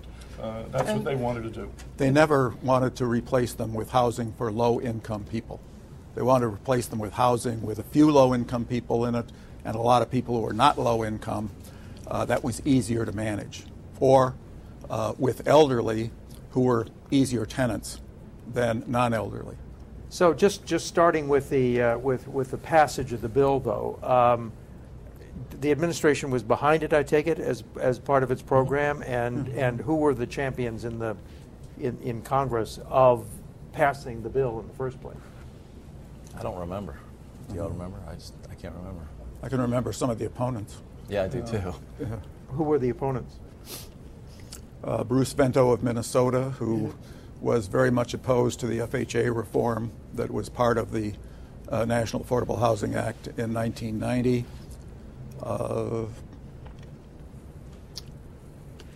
Tom Ridge was not enthusiastic about that proposal. I mean, for them, it was reducing the number of their people who could be homeowners, and they didn't like that. They had an amendment which we fought off so that we could get the reform we needed. Okay, so as I understand it, the bill was authorized at $1.2 billion a year, and you got something like $351 million to fund it. What was the problem with the appropriations? Well, as I remember, Ms. Mikulski was the chairman, wasn't she, at the time? Yeah. And But the problem was this was the we were trying to get more money in the wake of the tax problems that President Bush had, and there wasn't more money. There was the famous "Read My Lips, No New Taxes" thing from the '88 campaign that set the stage. We certainly weren't interested in raising taxes, and unfortunately, remember, both houses were controlled by the Democratic establishment, and they didn't want to do what had to be done, which was take the money away from these failed programs, the demolition program, all of these programs that weren't working, and move it to the programs that would work. And that was the problem. So $350 million, actually, it wasn't a bad start, because we weren't equipped and there wasn't the capacity to spend all of the money. It probably would have been done. It was a good start for us if we could have been able to use it the way the legislation intended. Let me ask you about the efficacy of the tenant management and ownership provisions of HOPE. There were not very many tenants who actually bought their public housing units, were there? No, again, they were all kinds of barriers. The largest one, individual units have always been sold. They're individual units, but we were concerned about these large multifamily units. We wanted them to be sold to the residents as cooperative. In fact, in Washington, D.C., we had to force the hand of both HUD and everyone to turn over that to the residents. But there was all kinds of opposition and barriers that were thrown. But if you look in Cabrini Green and in Chicago today, quite a few residents under the Hope 6 now are owners. They partnered with a developer, recognizing that resident management, entrepreneurs tend to be very poor bookkeepers. And in recognition of that, residents partnered with developers who then owned, and they partially owned. So in Cabrini Green today, you have about 40% of those units are owned by their tenants of the townhouses that were built. So it exists in measured way around the country. So one of your model management, tenant management programs was Kenilworth Parkside in D.C. Yeah. And I've read criticisms of that there was endless amounts of money poured into that to prop it up to the point where each unit cost like $130,000, whereas you could build a new unit for $50,000 to $75,000. But you see, okay, without going into too much detail, this is interesting, because when the residents, the money was allocated to renovate it, right? The residents were supposed to control the process. But what happened, the architect, who was a friend of the mayor, received 80% of the money before the unit was even, the plans were made. And so the residents had no control, and all kinds of corruption that the resident had no control over it. So all of the contractors got monies and demolitions and all of that. And then they turned around because the residents had no control, and then afterward they said, look, it's expensive. But if the residents, if the influence of the residents had been implemented, the residents would have had control. In fact, when the HUD was advised not to pay the architect before the project was completed. But builders got paid 100% of the money with the development, 50% completed. Okay, I just wanted to clear that up. So Kemp did succeed in getting drugs out of public housing, did he? Well, he raised the awareness. He, The residents did. He worked with the residents to do that. I believe we had some initiative where if we allowed a police officer to live there, they would get their place for free. It was kind of a creative idea that came from one of the trips that someone said, if we had some cop cars around here, maybe this stuff would stop. So we were able to affect it on the margins, as I remember. But the real success there was in making everyone realize that the residents wanted to be drug-free. It wasn't they who brought who were creating this problem. It was all kinds of predators that were coming in and upsetting and bringing these drugs into the projects. And I think we helped to alert law enforcement. We obviously didn't make America drug-free, but we contributed to making America understand that public housing residents didn't want to be faced with this plague, and they wanted the projects cleaned. For example, when Kimmy Gray and the residents would expel a family because the children were dealing drugs, and they put them out, and they had rigid standards.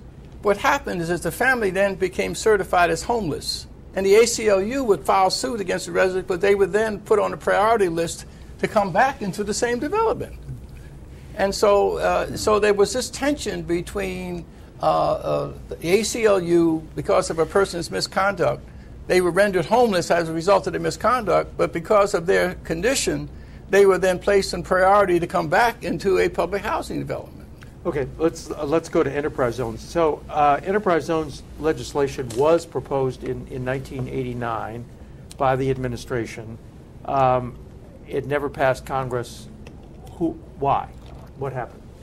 Do you remember, John? I don't remember. Well, I think it's, we talked about that in a different context.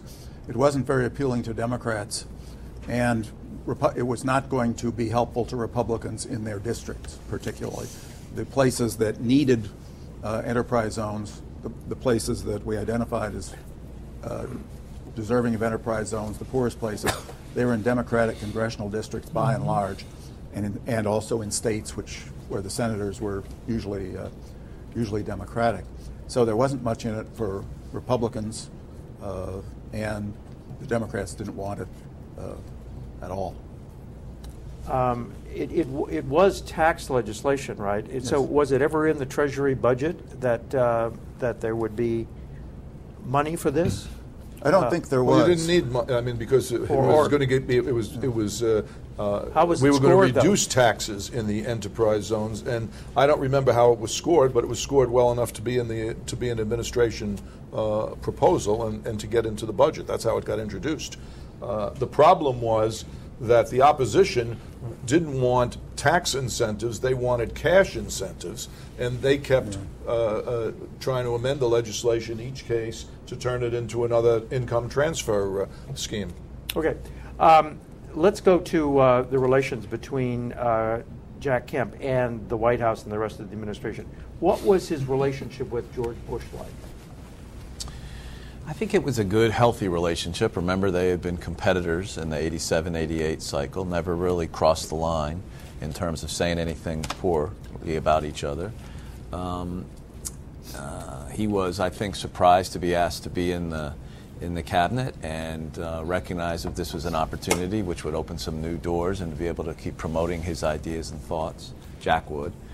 But once he got over there, as John Weicker wisely reminded everybody, there were a lot of other priorities in the world at the time. And so with our scandal problems and our reform needs, we were kind of put on the back burner a little. Kemp would always go to cabinet meetings. He would usually go with something to say. He would about HUD, about HUD, or sometimes he would creep into other people's areas, which would get other people upset. I used to get regular phone calls, usually from the Cabinet Affairs, while he was in the car back, to find out exactly what happened, to be prepared for. But it wasn't out of a disrespect for the president or the vice president or the team.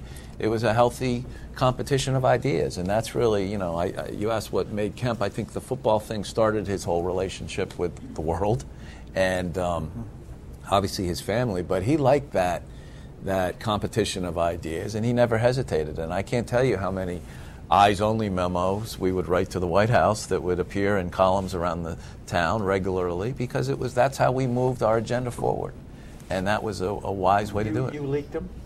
I didn't, but somebody did, I'm sure, in the department. I was proud of it. But no, but it was a tool at the time. Back to my void, we decided to fill it. We thought going public with a lot of ideas was often a better way to move the agenda forward. And I think if you look backwards, it did. And did all these, you're grading all these different things. Did they all pass? Did they all get funded? No. But they were intellectually stimulating to a lot of people. So if you look at mayors today, 20-some years later, they're talking about these things. They're doing these. They're implementing. That was the goal. Okay. Dick Darman. Supposedly, Jack was in endless conflict with Dick Darman, the budget director. Tell me about that. Well, I don't know that it was Darman.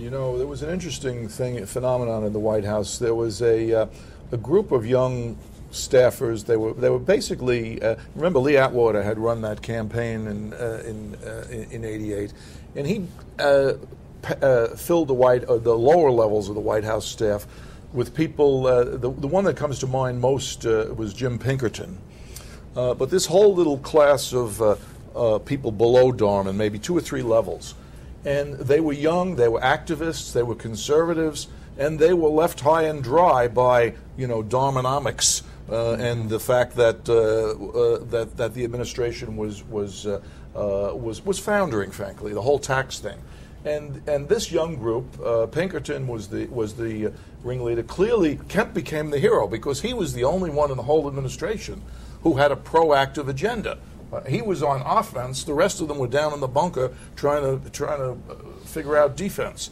And at some time, I think it was in 1991 or so, Pinkerton started giving a series of speeches that advocated what he called the new paradigm.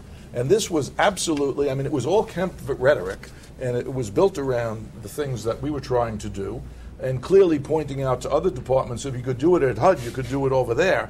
And this was really rankling Darman, and he actually finally responded by giving a speech. It was an inside, the administration speech, and his response to Pinkerton's new paradigm, which was Kemp, it was Kemp stuff, but we didn't write it and we didn't provide it, we inspired it by our behavior, Bob Woodson, what he was doing. And the most famous line of that speech I remember from Darman was, "Hey brother, can you paradigm?"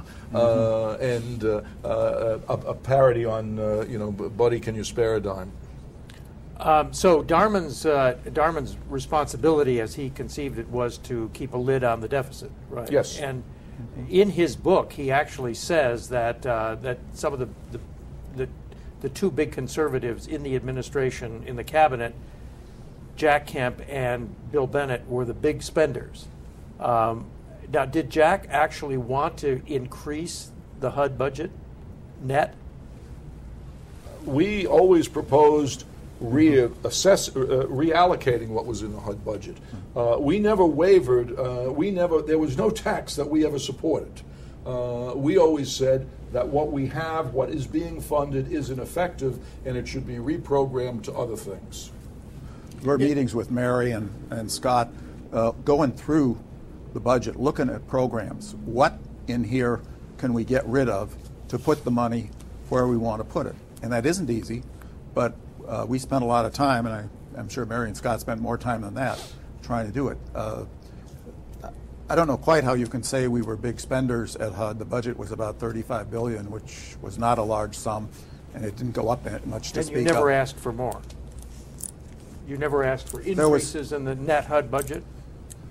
There were some items that you had to have increases because there were contractual obligations that you had to honor, and they were going up. This was particularly true in some of the privately owned subsidized housing programs. A lot of the money, some of the money that was used to promote resident came from recapturing funds that from a region that were unused. Those would be recaptured and reallocated to other areas. But the reason this took off is because Buchanan was running against Bush from the right, and Buchanan called Jack and the HUD team big government conservatives, and that was where it really started to stick. And Al's right. We spent most of our time trying to spend the money that was already allocated and reprogram it in a way to one of our priorities, and it was a constant struggle with OMB because they didn't really care, and with the Hill because they wanted it their way. It was a constant struggle. So why would Dharma not have been in favor of the reprogramming? If you were going to spend the same amount of money, but you were going to spend it differently, why would he be against that? He would be against it because he believed that the appropriators were going to ignore the reprogramming request and use it as an excuse to add more money. That's what ultimately happened. We would say, let's reprogram. The appropriators say, no, you want to do that? We'll give you some more money, and they'd give you more money to do it and make the budget bigger. So was he fundamentally resistant to the ideas the priorities that Jack was promoting? Well, I think to some degree, yes, and that's why I told my funny story about OMB. Charging the building the morning we were going to do our deal. I mean, there was some tension there.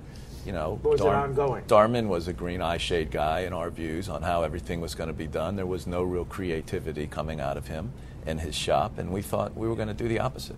Did Jack have meetings with him often?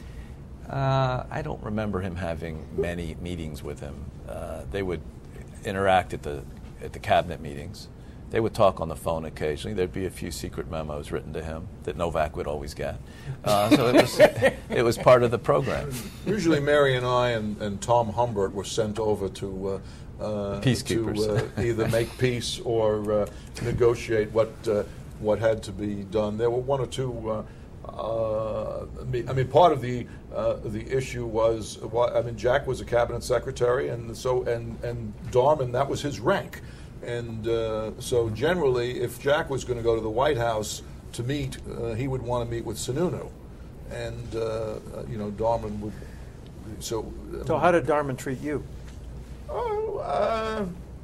Well, Darman was all right. He was a gentleman, but he certainly, recognized that I was, I was... part of this conservative type agenda and different than he. He was always a gentleman. Okay, John Sununu and then Sam Skinner. How did Kemp get along with them? Chiefs of staff. Always had probably a better relationship with Skinner. I mean, Sununu, it was a very kind of gruff chief of staff, as we all know at the time, and I think there was some good, healthy tension there. Usually it wasn't Sununu that would call. It would usually be Ed Rogers, one of his deputies, that would call me and criticize something we may have done or something that may have been in the papers that morning. But it wasn't a big deal. I mean, it really wasn't. I mean, we had a plan. We knew what we wanted to do. We had a leader that was healthily engaged in what we were all trying to do, and we just did it. Yeah. So we didn't spend a lot of time worrying about if the White House personnel guy was going to call and be upset about, we'd hire some people occasionally and spread them around the building, and that was it. I remember going over to the White House with Jack one time for a meeting with Sununu and Darman. It was about the funding for the HOPE agenda. And, Darman was giving us very little, and that's what the job of the OMB director is. And Sununu was sympathetic, and we walked away with more than we would have, and certainly Sununu was helpful on that occasion. So tell me about these cabinet meetings where Jack was not confined to the HUD agenda. I mean, what kind of reports did you get back about Jack's intervention in the business of other departments? Secretary of State, Or I remember there was an issue with an Israeli leader coming over, and the Sharon, that's right, and the administration was kind of giving him a bit of a stiff arm, and Kemp had breakfast with him or something like that. That was a little out of protocol. That was probably the most high-profile poof. But, cabinet meetings in those days were pretty scripted events. The president would have his cards and go through it, and people would have been pre-selected on asking questions and things. And, Kemp would just go as a former member of Congress who had been to many meetings at the White House with President Reagan, and let it all hang out. I mean, it wasn't like there was a plot and a scheme of what are we going to say at the meeting next Tuesday. It was based on his emotions, what was going on in our world, what was going on in the big picture world. I mean, but at the end of the day, he never crossed the line with the president in terms of being loyal and supportive. What he was very clever at doing was using the president's words to remind him what the president had said and what we're trying to do over at HUD. And that was really, in my view, and I think our senior team's view, the line that we stayed on all the time. So Dan Coates, his friend, told us that that Jack reported to him one time that Jim Baker, the Secretary of State, said to him after a cabinet meeting, "Jack, you are the Secretary of Housing and Urban Development. You are not the blankety-blank Secretary of Commerce. You are not the blankety-blank Secretary of the Treasury. You're not the blankety-blank Secretary of State." Did he? I believe I remember that happening. Well, are there any other such events that... I don't, Al, do you remember? I don't remember them all. No, I mean, keep in mind, we weren't at the cabinet No, I know, meeting. but we got the calls. Did Jack report back to you? The call? Jack was not a negative person. This is one of the things about Jack. Jack was not a complainer. He was very upbeat all the time. What you saw was what we got. And he wasn't likely to tell us about every little skirmish that might have taken place. And he was always focused on what he wanted to get done, not what other people wanted to do to distract him. Okay. And he was also a former member of Congress. And Jack, I don't think, ever stopped being a member of Congress. Okay, that's a good point. Let's jump to the 1992 riots in Los Angeles. The riots break out. What does Jack do? I was gone.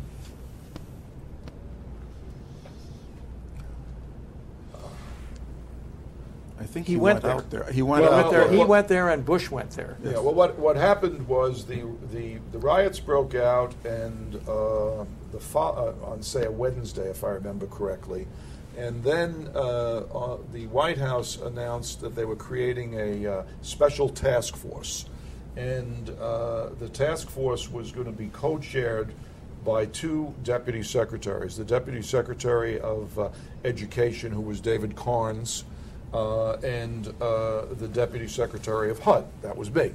And so we were both sent out there with a bunch of assistant secretaries to try and be the response and find out what was it we could do within the resources that were available. And ultimately we paved the way for a trip. Jack flew out with the President on Air Force One. They toured the areas. They met with a lot of the folks on the ground in the communities. Then I think the President went back. Jack stayed a little bit longer. There was the usual FEMA. There was the usual government response in a disaster, and then we crafted something that went beyond it, which was what did we call them? NOCs, Neighborhood Opportunity Centers. So FEMA would come in with their usual, applications for disaster relief. They used to call those disaster recovery centers. And what we did was, after about a month or so, when most of the disaster relief was taken care of, we created these neighborhood opportunity centers, which were designed to help rebuild over time. So, how was the trip set up where Jack was going to go visit someplace, and he did enlist Jim Brown, former football player, and John Mackey, former football player, and various gang members to help protect him, I guess, against another gang that Maxine Waters, the congresswoman from Watts, wanted to initiate. Do you remember this? I mean, what I remember is Jack Jack had friends everywhere, right? And this was part of the NFL business line that I told you about. So that if he was going somewhere and he had friends, they would set up meetings. I don't remember any gang wars. Jack met with people to find out what was going on and how to help. It wasn't this wasn't a little West Side Story, kind of tableau that we would do. Yeah, when Jack. It wasn't associated with the riots. I remember when Jack was chosen as the VP, and he 96? he was campaigning. I arranged for him to be welcomed in Maxine Waters' district by then the person who ran the Boys and Girls Clubs, and there was a big sign with 300 black folks saying, welcome Jack Kemp, and Maxine Waters sent over a small group of goons to break it up, and they were met by a group of the people that I knew who discouraged them from coming, and they left without incident. And Jack had a successful Jim Brown visit. And John Mackey not involved in that one. So another Woodson operation haunted me throughout my life. Okay. We're almost done. We're almost done here. This is now separate from HUD, but it's the HUD time. Bush agrees to the 1990 budget deal, which involves breaking his pledge of no new taxes. What was Jack's reaction? I mean, Newt Gingrich went ballistic. Other conservatives were against it. But what did Jack do, and what did Jack say, and did he go public? Well, his first reaction was if he should resign. He should resign. If he should resign.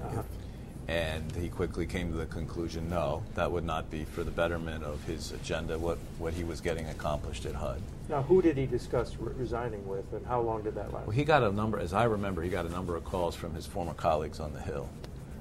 I remember having a few discussions with him about it, but by the time I was discussing it with him, he had pretty much decided it wasn't the right thing for him, wasn't the right thing for what he was trying to do at HUD. He thought it politically it was a disaster, but it wasn't his disaster, and he moved on. But there was a lot of heat from his friends from the House, and maybe from a few in the Senate about, you've got to make a statement about this. That's all I remember. Do you remember any of this? The only thing I remember is him saying at a staff meeting that he called the president and said, "How can I help you?" Okay. So then the 1990... After he decided not to resign. Sure.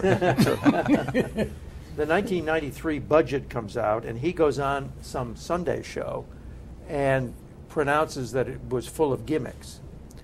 And Mary Cannon has actually told us that Marlon Fitzwater called up and said, you turn that around, but quick. Do you remember this? No. I don't Okay. know. And there were news reports at the time that, that George Will and Bill Buckley were actually agitating in public that Jack should replace Dan Quayle as the vice presidential candidate, and others were saying that that Jack ought to be named the domestic czar of the next administration. None of which happened, obviously. But do you remember any of that? No. I do remember that people were always trying to manufacture these controversies and these rivalries, particularly with Quayle. There were a lot of people doing that, and I always found Jack to be very cooperative with the vice president, and the vice president's staff was certainly very cooperative with us.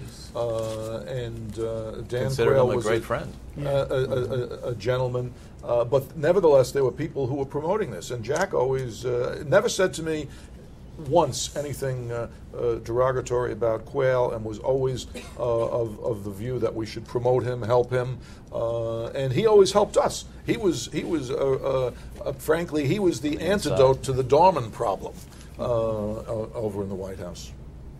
Okay. Did Jack Kemp campaign for Bush actively in '92? As I recall, he did whatever they asked him to do, and he was on the road a great deal of the time. I don't remember. Okay. Yeah. Scott was I gone. don't remember. So when Jack reflected on his HUD years, did he think that he had been a successful secretary or not? Jack always believes he's successful, whatever he does. Yeah, He was. think of what Jack was. He was a professional football player. He won some, he lost some. He wasn't constantly rerunning last week's game. That just wasn't him. For public policy, he was all forward looking, and it was always about the next victory. It was never about last month's defeat. Never. That's true. Okay, what have I not asked you that you think needs to be said about Kemp's tenure? Well, don't start with me. Start with Goldsmith. I have to think about that. Well, thanks. So just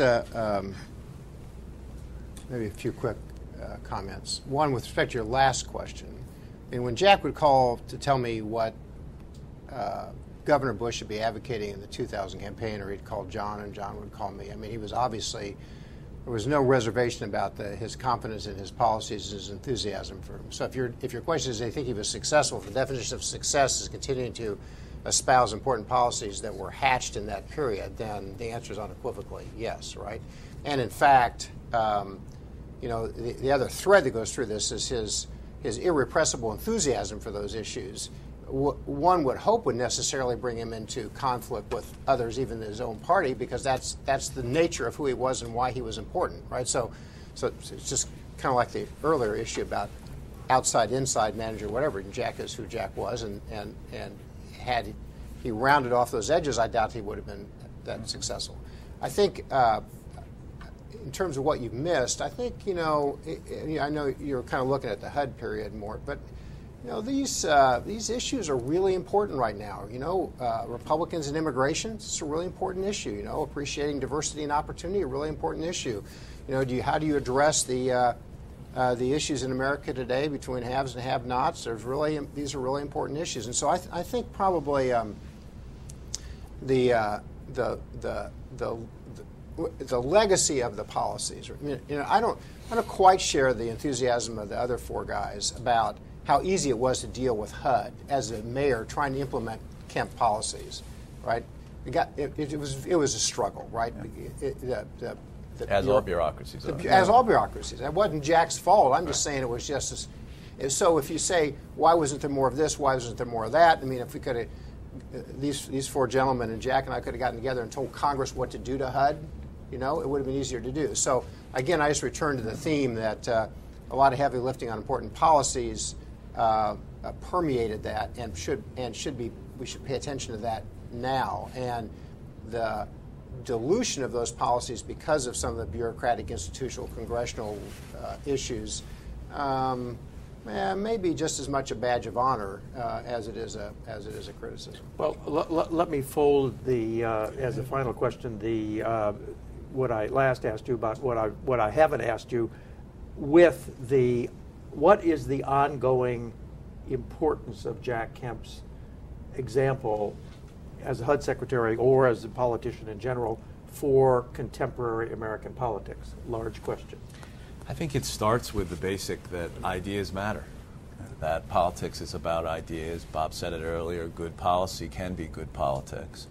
And, you know, I learned a tremendous amount from Kemp. Campaigning with him, working at HUD, experience we all worked together on was great. But, you know, I've watched a lot of these departments' heads and cabinet secretaries for the last 25 years. I'm here in town. I work with a lot of them. Either you're usually loved or you're feared in this town. And Kemp had an ability to be both. He was loved by his constituents around the country. They cared what we were trying to all accomplish. And he was feared by guys at the White House that didn't like it and didn't think it was part of their agenda. And he was able to use that. And by the way, not many other secretaries that I follow have been able to be loved on the outside, feared on the inside, and be able to promote your agenda altogether. And that's kind of a unique combination, and I think it was based on his upbringing, his football experience, being a politician, a member of Congress, knowing how to work with people. I think the experience of running for president was a good sobering effort for him. He ran on ideas. They didn't work. He lost. He picked up his shoes and kept on going. And I think, in a way, HUD was kind of a culmination of all those experiences.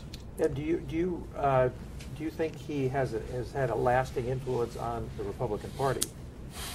And if not, what should the Republican Party be doing to? Oh, there's no doubt about it. The whole model of hope, growth, and opportunity that many people have run for president on, and that started in the Kemp bone. And he would probably be having a difficult time right now in the Republican Party. That's right. Over some of the issues that are on the front burner today. But, you know, immigration probably being the number one. He would have been going crazy over the spending and the lack of growth in the economy right now. And I think he'd be somebody that people would be looking to as a wise man in these troubled times right now, not just for the party, but for the country on how to get through some of these problems. The part of the legacy that we haven't touched on is the people. I wish I had Sharon Zaleska's Rolodex here in front of me so I could go through those names, but just a couple of them. Ken Blackwell in Ohio, Frank Keating went from HUD to go on to be governor of Oklahoma, and Paul Ryan is a great example. And there's scores more at other levels, from county government to state government to the Congress, who were inspired by Jack, interned with Jack, worked with us at HUD.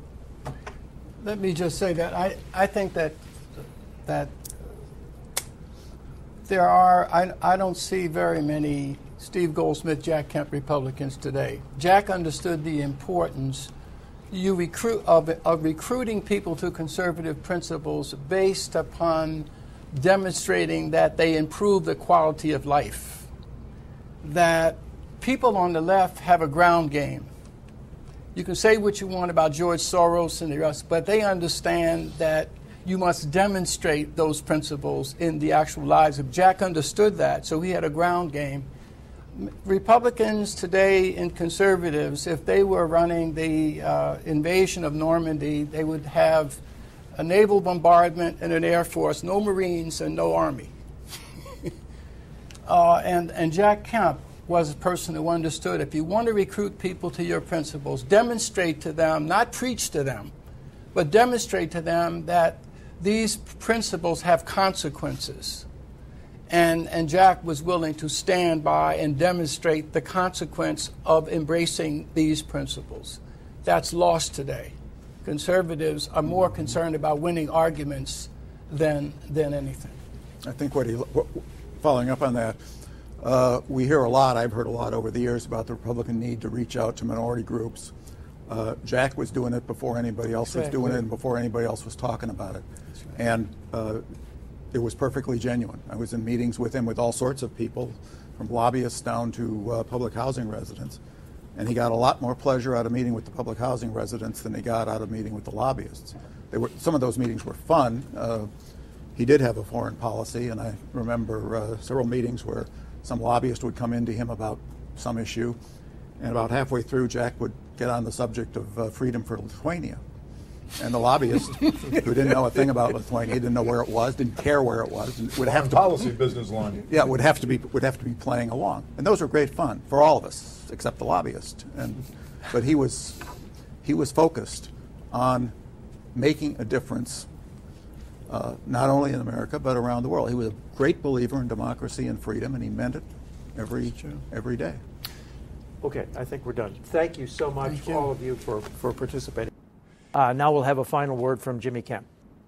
Well, I want to thank Mort Kondracki and all of our panelists for a great discussion on the HUD years when my father was Secretary of Housing and Urban Development. The mission of the Jack Kemp Foundation is to develop, engage, and recognize exceptional leaders who champion the American idea. Dad believed that the American idea was actually the human idea. The idea that people naturally want to be free, that they want to improve their condition and lot in life. And in a speech in 1989, in his first year, he wrote about the time in history that everybody was experiencing with the breakdown of communism. And he wrote this, or spoke these words: "The world is changing before our very eyes. The sweep of that change is profound in its implications for international relations, for the global marketplace, and for the welfare of your communities, your neighbors, and mine. We have seen what people can do, people determined to be free, people driven to change for the better their condition in life. The Chinese students, Hungarians, Czechoslovakians, and Polish people yearn for the same freedom and opportunity we so often take for granted. Indeed, from Asia to South Africa and from the Baltic to the Adriatic, the Iron Curtain of communism is crumbling and the idea of democracy, justice, and equality of opportunity is rising." What we heard about today in this Kemp oral history on the HUD years is that Dad cared about people And he linked that to people around the world. These truths were not just truths for the inner city, but they were true for everyone. And the names that he put in this speech included Kimmy Gray from D.C. All of these folks are people who he met in the housing projects who cared about where they lived. He had Kimmy Gray from Washington, D.C., Rosa Parrish from Nashville, Irene Johnson from Chicago, Mildred Haley from Boston, Bertha Gilkey from St. Louis, Alicia Rodriguez in East Los Angeles, Laura Lawson in Atlanta. And he knew that those individuals who cared about their lot in life and the lots of those neighbors around them was what drove everyone around the world to yearn for freedom and opportunity. And he passionately believed that poverty was not a permanent state, that poverty is not a poverty of the soul or the spirit, nor is there a poverty ideas, nor of will. My dad was convinced that people have the drive and determination to overcome their economic poverty if we but offer our assistance in removing the walls and barriers to their growth, independence, and self-fulfillment. The American idea, the human idea, Dad believed, was based on the desire for freedom, the necessity for growth, and the importance and priority of family. Those three things were the bedrock of what Dad understood to be the American idea. And these ideas live on in the Jack Kemp Foundation, and with the recollection of people like on this housing symposia panel, our effort is to carry on the legacy and ideas that have such an incredible impact. They weren't Dad's ideas, but they were ideas that he had an incredible ability to communicate well and clearly, and to inspire not only our nation, but people throughout the world. So thank you all for being a part of this, and we look forward to what the future has to come. As Dad would say, this is the most important, exciting time in the history of civilization to see what is coming. Thank you very much.